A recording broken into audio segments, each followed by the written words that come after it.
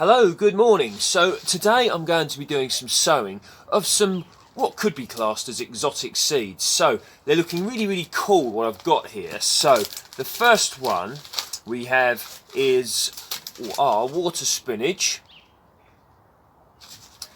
We then have Thai basil, sweet basil, I think is the other name for this.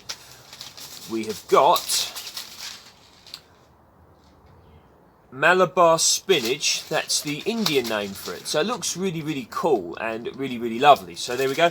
And the other one I'm going to be sowing are bitter melon seeds. Now these are all tropical or subtropical plants, okay, so I'm sowing them now in February, okay. Now this is not guaranteed and I'm not 100% advising people to do this at this time of year. It would be generally better to wait maybe a month or so until it's a little bit warmer, longer days, stronger sun, etc. But today I'm going to be doing this because I'm carrying out an experiment, and if we get an early spring this could be an advantageous thing to do. So I'm going to sow these today and then I'm going to be putting them inside on warm windowsills, okay, to get the germination going. So let's go.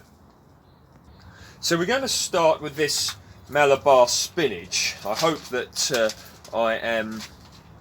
I'm pronouncing these names correctly, but if I'm not, then please feel free to comment that down below. So I'm opening up these seed packets here, and let's have a look at what the seeds look like.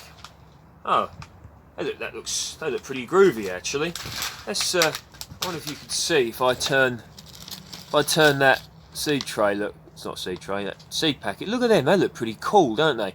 Good sized seeds. So now what I've got here are four little cell trays, okay. I'll just show you the way I'm going about this. There you go.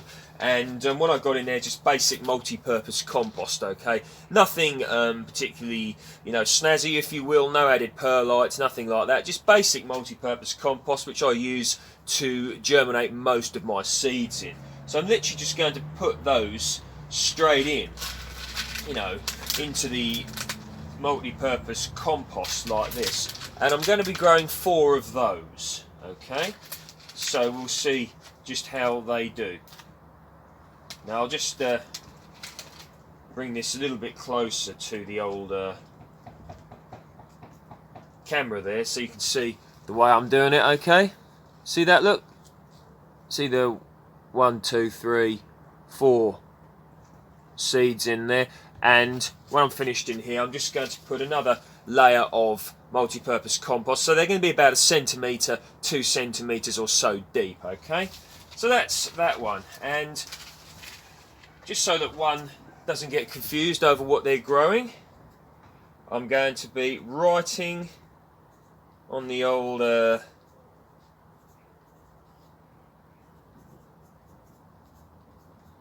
lollipop stick here and putting that in, because it's nice to know what one is growing. Now next up we are going to be sowing the Thai Sweet Basil. So let's open that one like this. I've got the mobile phone here mounted on the side of the polytunnel on the frame. Not ideal, but that's how it is.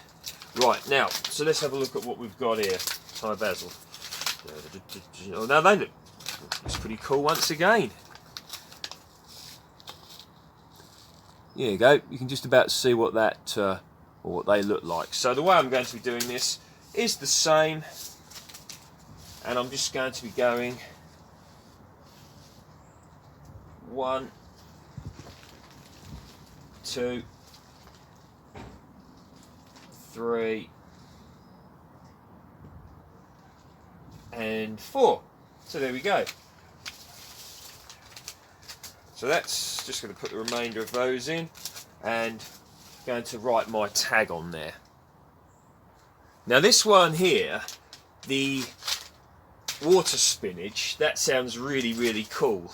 So let's they all sound pretty cool to be honest, but these sound particularly exciting to me. So let's oh, look at those. Now they are intriguing looking seeds. So let me just see what, so you can see what they look like again. There you go. Seeing them in there, look. And all I'm going to do is just put those in. Once again, same policy as before, centimetre or so deep. Then I'm going to put a bit more over the top, a bit more compost, get them in like that. So I just cast the old camera over so you can see where I'm at so far. So there you go. So that's the Malabar spinach there. That's the sweet basil in there. And here we're on the water spinach. So onwards and upwards. Now, this is the last sowing I'm going to be making on this video. And these are bitter melons. Now, I've grown these with success here in the UK before. And one thing I've found is they can be stubborn for germination, okay? So what you want to do is get as many of these from as many different sources as you can, because, you know, they grow, once they've germinated, they grow very well, and I've had very good crops for them. In fact, these have been one of the most, what's the term, successful exotics I've ever grown here. And I'll link some videos down below so you can see the crop that I grew. But so that's what the seeds look like. See them? And they're very popular in Southeast Asian cuisine. These other things I've sowed today, I've never grown them before, but these I have, and I can say if you can get these to germinate and then you can keep them in the right place, you'll probably get a good crop. So I'm just going to put those in, and the way that I laid them, just same as I did before, I lay them on their sides, just like you would something like, you know, marrow or courgette, just like that. Okay, so you just push that in like this, and once again it's the same policy really. Centimetre or so down, and another layer of compost on the top. Oh, don't go throwing seeds on the floor and losing them though. There it is. Pick it up, put it back. So yeah, as I said, get as many of these from many different sources as you can, you know. If you go on eBay, if you go on Amazon, whatever, you know, I'm sure you'll find someone that's selling some somewhere. A lot of Chinese companies selling them, I feel, Chinese seeds, whatever, on the old internet there. But, you know, you want to get as many from as many sources as you can. So we're going to call that Bitter Melon like that, and you just push that in, and away we go.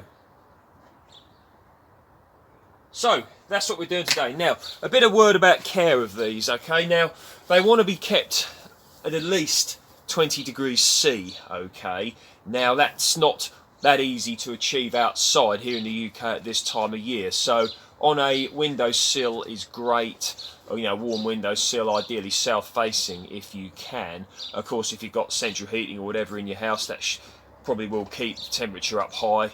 Hopefully your house has got good insulation, that'll help keep the temperature up as well. But I mean, as I stated before, you've got to remember that these are from the tropics, okay, so they're not meant, if you will, to be grown here in the UK. But the reason why I'm growing them is because I've spoken before, I think, you know, we need to start thinking about, you know, stuff that we can grow here in the UK that, you know, that we're considering exotic, but things that we can actually grow here with a little bit of, you know, additional care. And it's just good fun as well to grow things that are a little bit different, I think. So I've got 4 of each set here, and they're going inside. You can see I've got the bottoms of the windowsill propagators here, and all I do is lift that in and put it on a windowsill.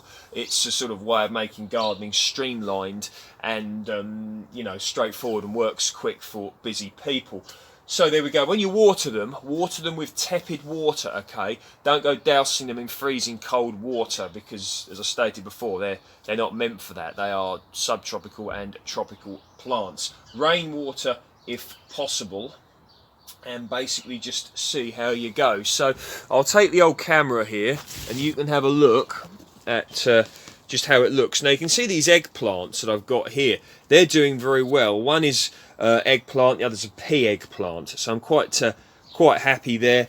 As I stated before, make sure you put your you know, your tags on, whatever you use for a tag, lollipop sticks. You could use bits of milk bottles that you cut off, like I've done before.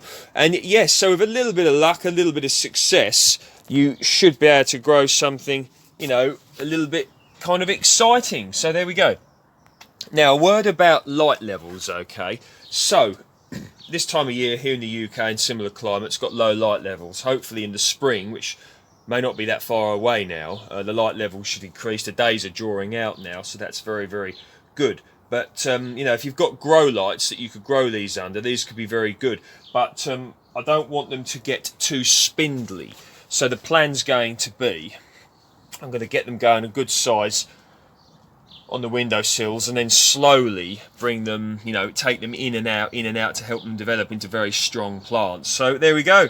And goes without saying that these are not hardy, okay? Frost will destroy them, it'll kill them, they won't germinate, okay? So you want to make sure that, you know, you give these the correct microclimate. So stay tuned and you can see just how this project turns out. Where am I? I've been incredibly busy actually, or with other things lately, doing a lot of guitar playing and other things as well. So one is expanding one's own pastimes, if you will. So there we go. Now, and of course very busy with work. So basically, and where am I at? I'm going to be ordering some new plants probably later this month, okay? The two that are in the old bonts here, in this space between the ears, are a fig plant, okay, a double cropper, and a mango tree, okay? So I'm getting something that's hardy and something that's definitely not. So higher chance of success with the fig tree, and lower chance of success with the mango tree, but it's all going to be fun.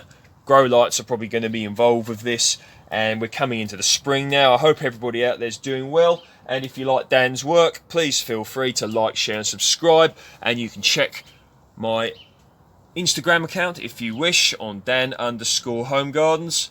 Thanks a lot, and speak next time.